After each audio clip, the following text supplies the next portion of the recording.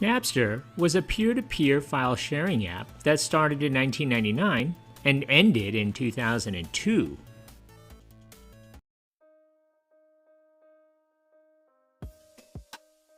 Napster was founded in May of 1999 by Sean Fanning and Sean Parker, two college students with a shared vision of revolutionizing how music was accessed and distributed.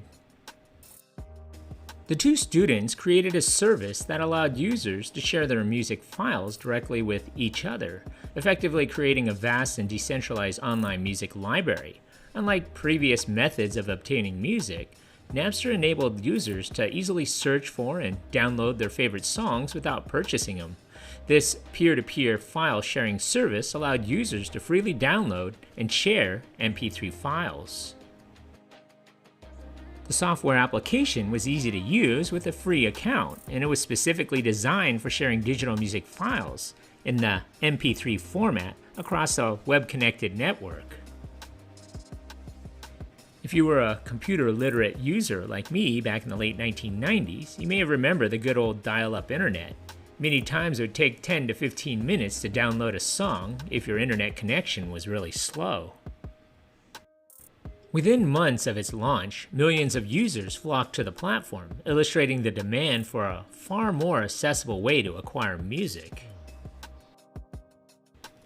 This rapid growth alarmed the music industry, which had long been accustomed to traditional distribution channels such as music shops, mail-order distribution services, and big box stores, to name a few.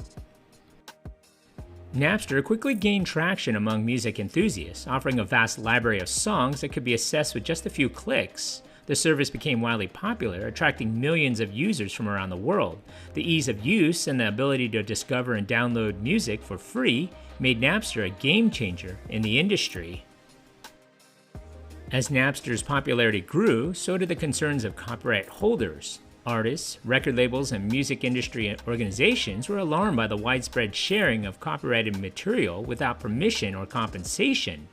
Lawsuits were filed against Napster, accusing the company of facilitating copyright infringement on a massive scale.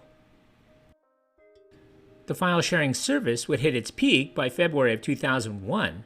There were as many as 1.5 million people simultaneously sharing files worldwide by using Napster's software to find and connect with one another. And Napster had embedded in the consciousness of consumers the idea of downloading songs from the internet for free, bypassing the purchase of established distribution forms such as records, tapes, or CDs.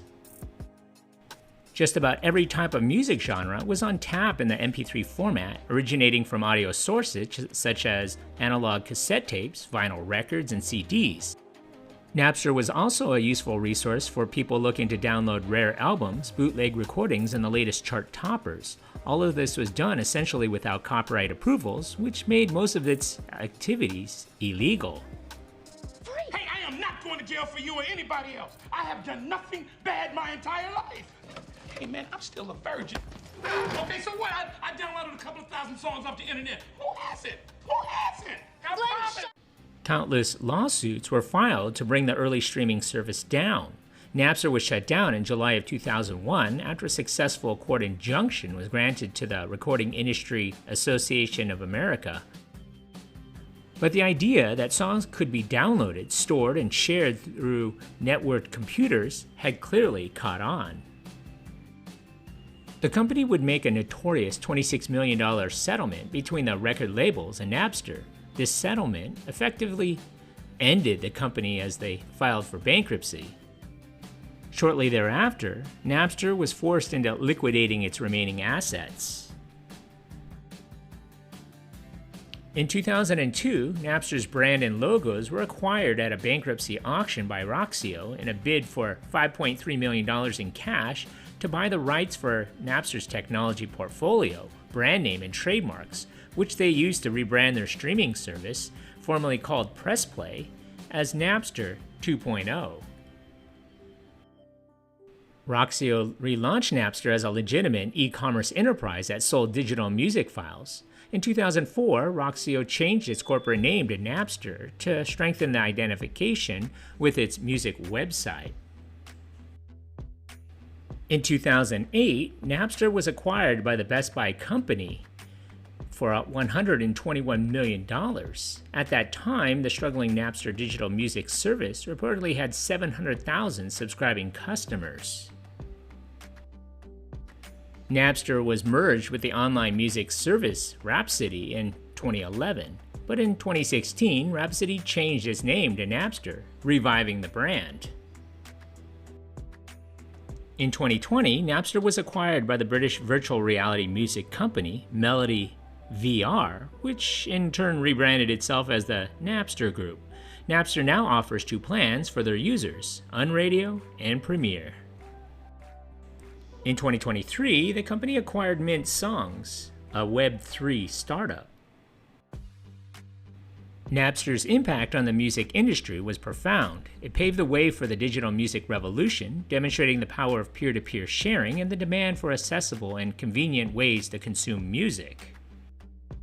Napster's success also exposed the flaws in the traditional music industry model, leading to development of legal digital music platforms such as iTunes and Spotify. Today, the music industry has undergone a significant transformation, with streaming services dominating the market. Artists and record labels have had to adapt to new business models, relying heavily on streaming revenue rather than physical album sales. So what do you remember about this place? Leave a comment or a suggestion for a future video below. And if you haven't already, hit that like button and don't forget to subscribe to my channel. Thanks for watching.